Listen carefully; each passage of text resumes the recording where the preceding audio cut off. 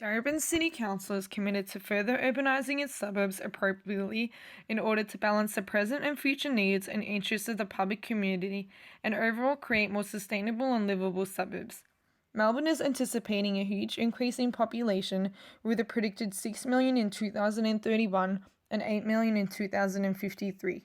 This would mean a gradual change of many forms of public space and built forms across Melbourne and the Darebin community to aid this growth. The Darebin planning scheme outlines that Plenty Road is expected to go through a substantial housing change. Furthermore, as the 86 route accommodates to many universities, it is expected to see a growth in the university student population. Previously, we outlined that there is plenty of potential and opportunity for development on Plenty Road in regards to housing and development, traffic management, relationships between pedestrians, vehicles, cyclists, and trams, as well as public amenities and laneway housing and activity. As consultants for the JJMS consultancy firm, we are proposing a community positive vision for Preston 2031, which is called Preston for the People. Our vision for the Preston precinct of the 86 tram route is a corridor that creates and brings together the people of the community through homegrown urbanism. Through a process of plans and model projects, we will shift the fate of the precinct into the hands of the neighbourhood. This includes creating better movement harmony between vehicles, cyclists, trams and pedestrians, acknowledging and developing the housing potential within laneways, as well as enhancing 24-hour neighbourhood character through the development of community lighting and environments.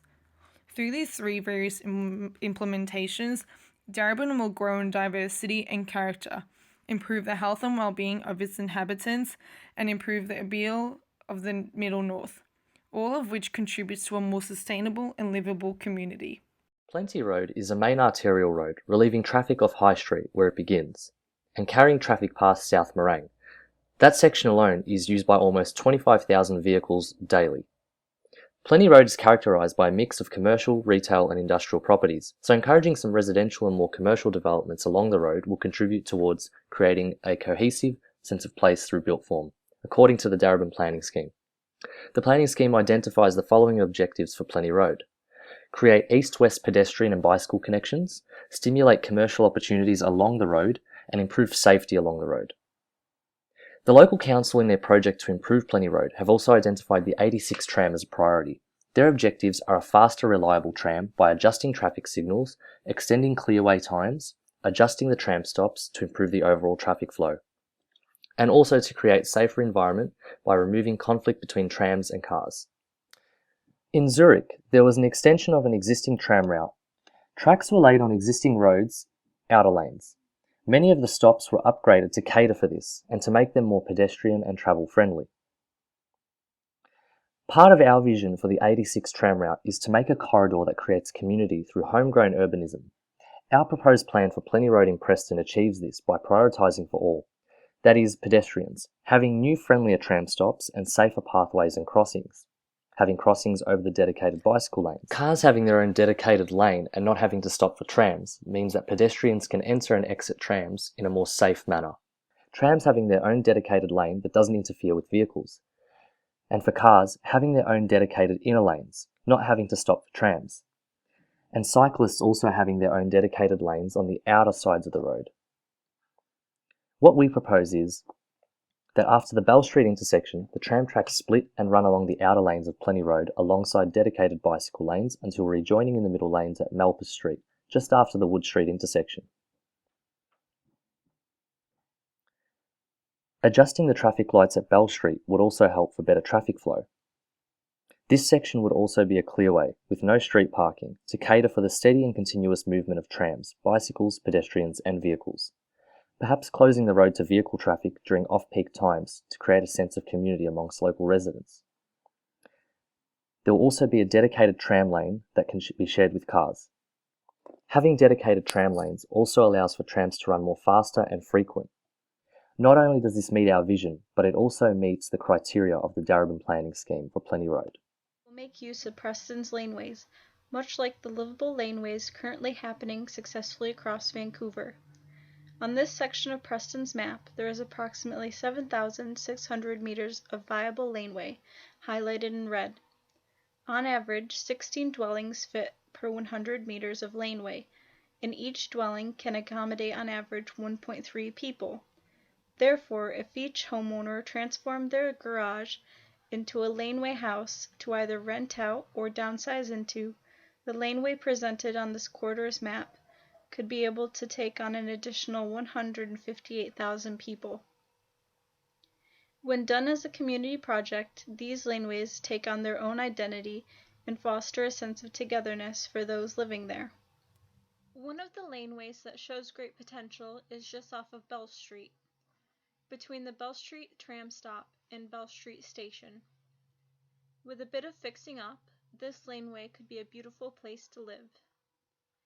These livable laneways are suitable for Melbourne because of its already iconic laneway city culture. Bringing this to the suburbs will expand the types of laneways and their potential uses.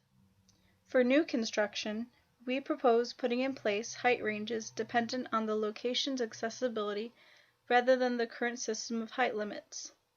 For example, the height range in general residential and commercial will be 1 to 4 stories, while tram stops would be 7 to 9 stories. This will not only provide more accessible housing, it will give visual landmarks as to where the closest transport option is. To further increase the housing capacity, we will implement a 2-story height allowance, set back from the building's frontage 5 meters.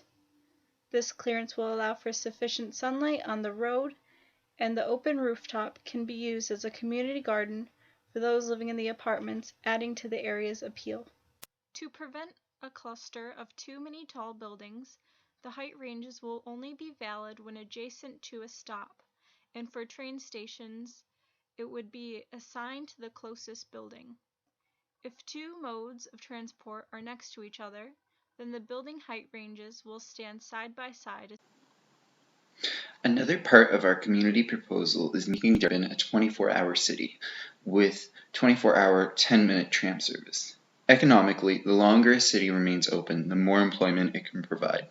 In addition to that, the main target group for neighborhood developments are students, a demographic that consistently would use a 24-hour neighborhood, whether it is partying after evening classes, shopping for last-minute supplies for creative and hands-on courses, or going to a cafe for a late-night caffeine-fueled study break. Our solution for small, medium-scale urban design is the use of lighting as a design element that provides safety and accessibility, promotes walkability, and highlights the beauty of the city at night. Some lighting ideas we have come up with include inset road lights which change colors when customers are waiting at a bus and tram stop. This would help reduce the chance of tram drivers missing customers hailing for the tram. Also, we decided that in the future trams would be run on battery power, and we propose using the existing catenary wire structure to provide a platform for more lighting at night, and the use of climbing plants over the wires that would provide shade during the day. Our 3 various sized concepts that contribute to the vision of Preston for the people would be in line with Darebin City Council's commitment. As the population continues to increase, public transport facilities will become more strained and facilitate poor movement between the public groups. With the major change of transport facilities and road layouts, the movement between vehicles, pedestrians, cyclists and trams will become more harmonious and therefore allow for an improved mobility for all. The 24-hour neighbourhood concept that includes 10-minute tram services and community lighting will overall contribute to an improvement on many qualities of the Preston community. The 24-hour neighbourhood will also accommodate to the predicted student population increase in this corridor. The laneway housing will provide housing to a further 158,000 people and promotes green urban design, promoting sustainability through creating more compact cities, and introduces greenery in the Preston corridor.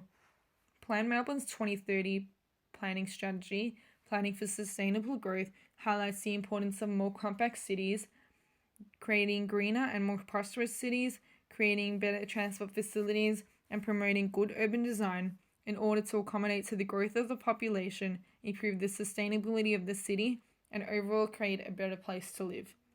Our vision familiarizes itself with these main concepts. Our vision also accommodates to our previous potential for housing and development, traffic management, relationship between groups of the public and public amenities, targeting what we think are main problem areas in the Preston precinct of the 86 tram route.